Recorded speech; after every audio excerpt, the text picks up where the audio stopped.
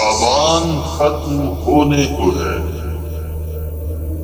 और रमजान दरवाजे पर दस्तक दे रहा है। क्या तुम रमजान के आने से खुश तो नहीं?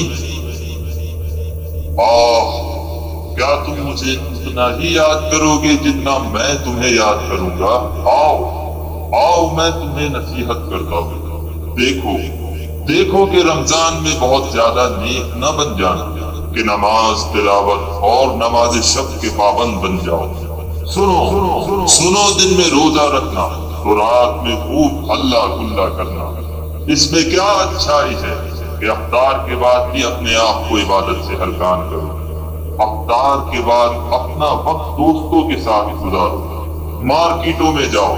रमजान तो घूमने फिरने और शॉपिंग करने के लिए बेहतरीन मौका है।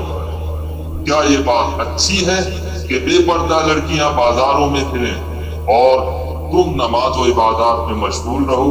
और लड़कियों, तुम जरा सोचो कि रमजान ईद और अफ्तार पार्टियों का महीना है और शॉपिंग के लिए रियायती सेल भी सबसे ज्यादा रमजान ही में लगती है।